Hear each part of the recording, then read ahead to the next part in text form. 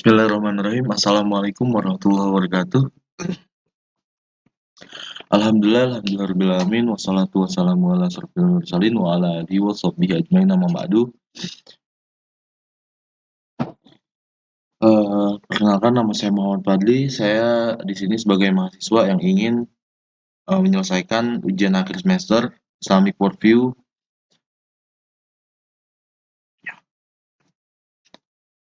Jadi pembahasan akhir semester 2 diantaranya yakni yang pertama adalah integrasi ilmu dan adab.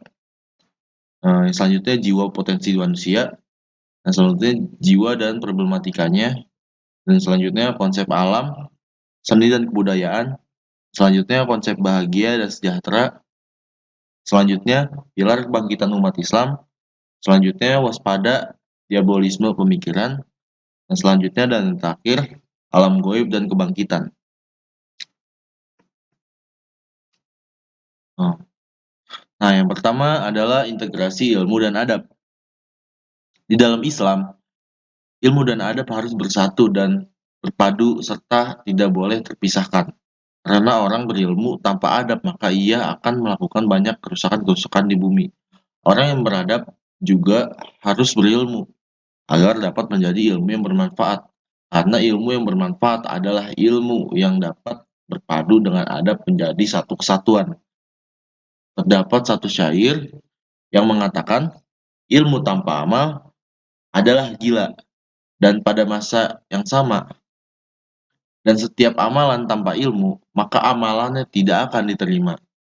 Jadi, setiap orang memiliki hak untuk menyampaikan ilmunya pada siapa saja, sesuai dengan integritas keilmuannya. Walaupun dia tidak mempunyai titel apapun, di dalam Islam tidak ada bedanya ilmu dunia dan akhirat, sebab keduanya saling berkaitan. Yang ada hanyalah perbedaan antara ilmu fardu ain dan ilmu fardu kifayah. Dan hal yang paling penting dalam menuntut ilmu adalah keikhlasan niatnya. Dan dalam menuntut ilmu banyak adanya rintangan. Maka jadikanlah hal tersebut sebagai motivasi untuk lebih giat dan sabar juga untuk istiqomah dan juga istiqomah di dalamnya. Ada 3 cara agar ilmu dapat bermanfaat, yaitu menerapkan adab. Nah, yang pertama adalah adab terhadap diri sendiri. Yang kedua adalah adab terhadap guru. Dan terakhir adalah adab terhadap pelajarannya.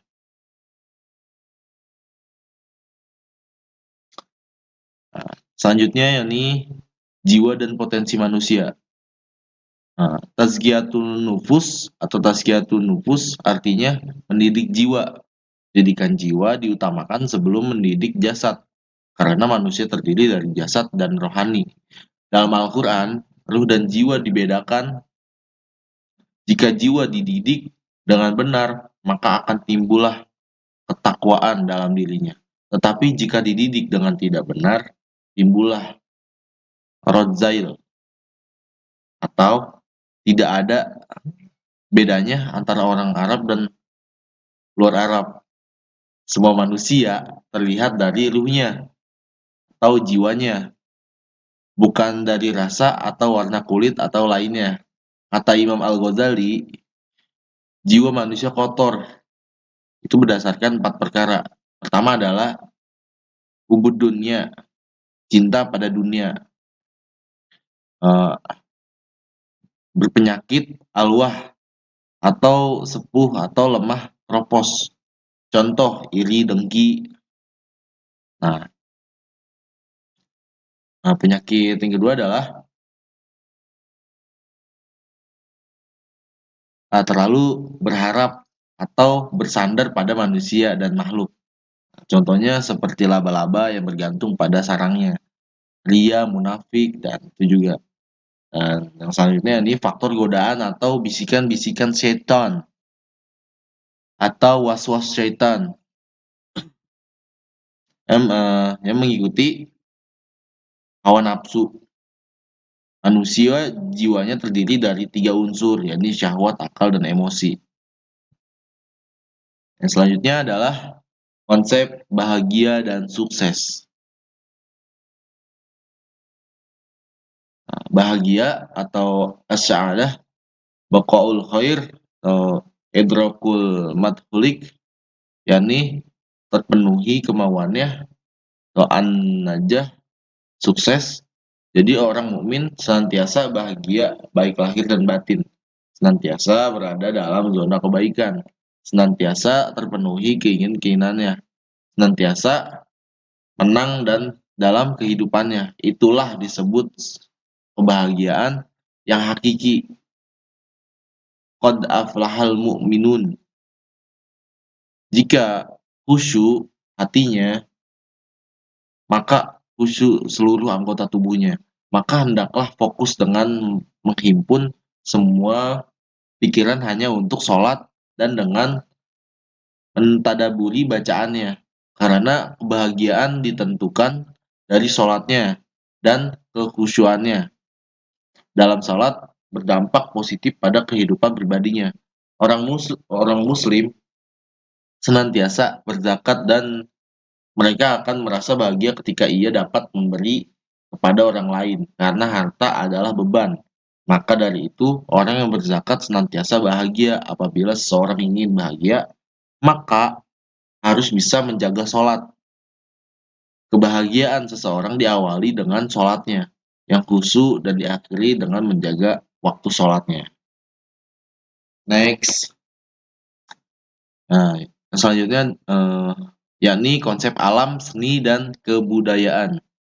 Allah menciptakan dunia ini untuk kepentingan manusia dan agar manusia dapat memperkaya bumi dan menyembah Allah Subhanahu wa taala. Alam terbagi menjadi bermacam-macam tingkatan, yaitu pertama adalah kosmologi atau organik, seperti benda mati. Yang kedua adalah biologi atau hayati, yakni tumbuhan dan hewan. Yang ketiga adalah rohaniyah, yakni sifat gaib dan halus. Allah menciptakan alam gaib dan syahadah atau tampak. Alam juga terbagi tingkatan ruhaniyah, sosial,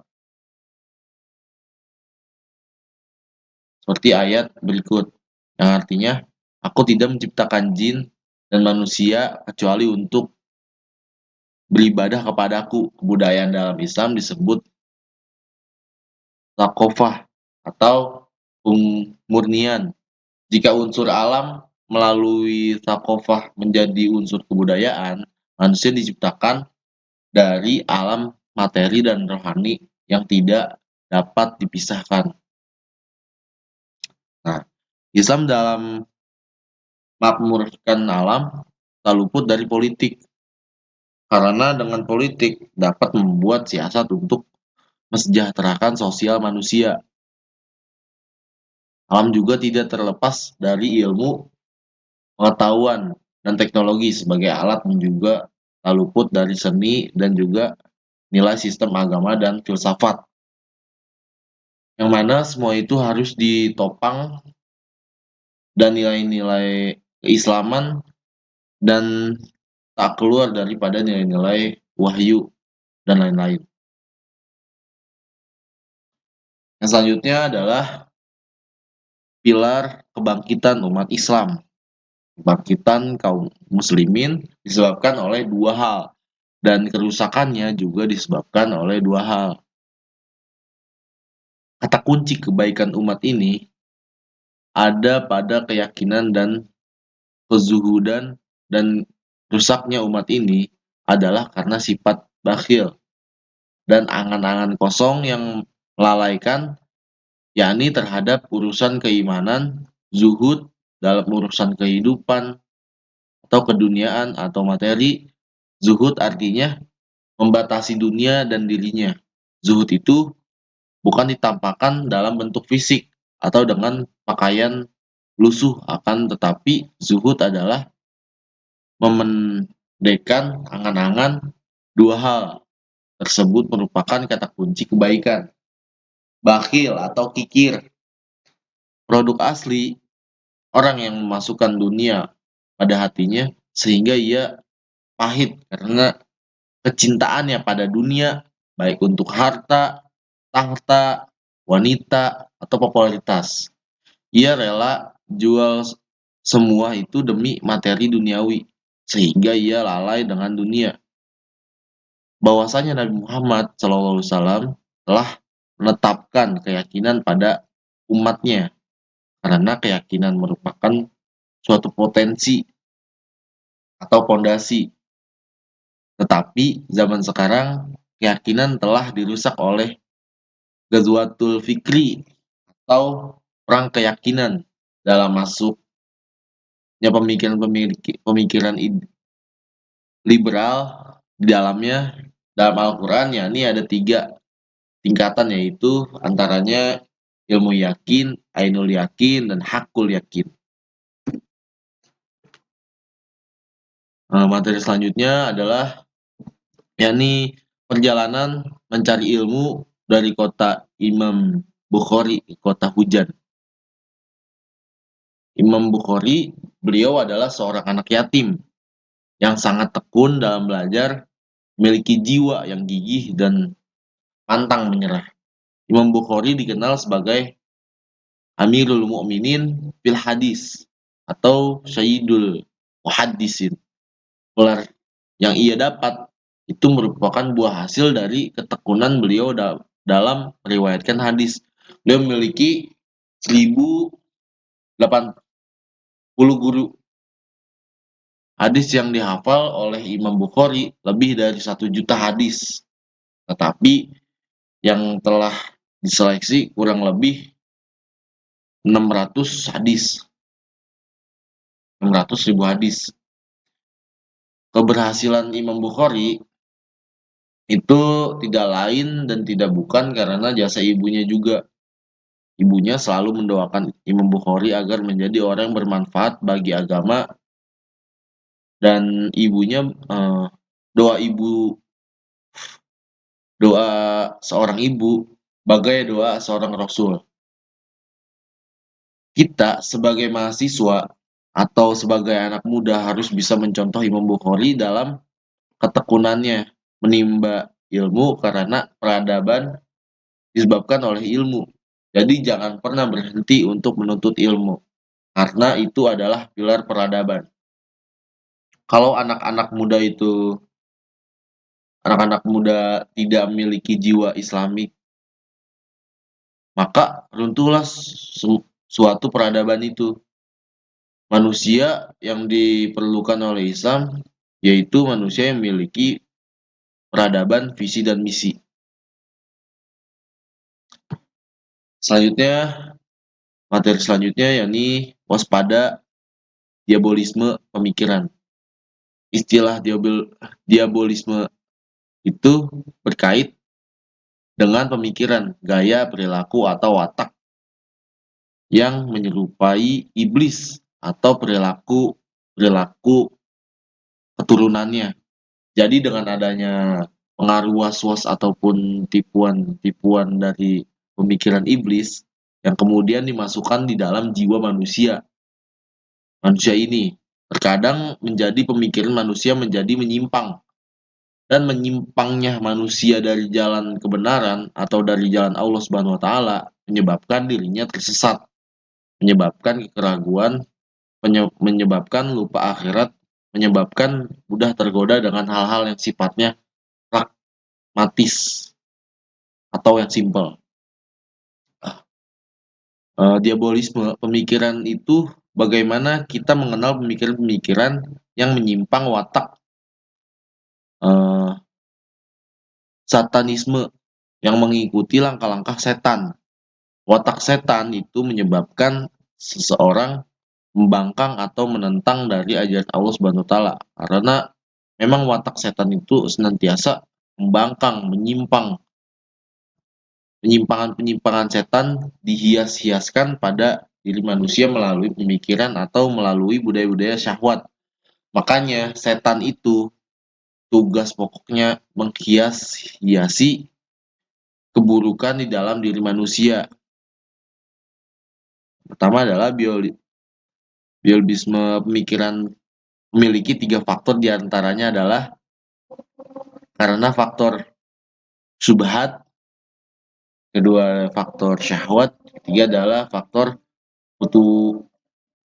wati syaiton atau mengikuti langkah-langkah syaiton. Nah, selanjutnya dan yang terakhir, ini materi alam gaib dan kebangkitan. Sebagaimana manusia mempunyai dua alam, alam nyata dan alam gaib, yang kebudayaannya harus diyakini secara zahir. Secara zahir, alam gaib adalah sesuatu yang tidak bisa kita lihat, tapi kita akan merasakannya dan harus kita yakini dengan benar karena itu adalah ciptaan Allah. Dalam alam gaib sendiri ada yang bernama al-ba'as, yang artinya kebangkitan, di mana manusia setelah dimatikan lalu dibangkitkan.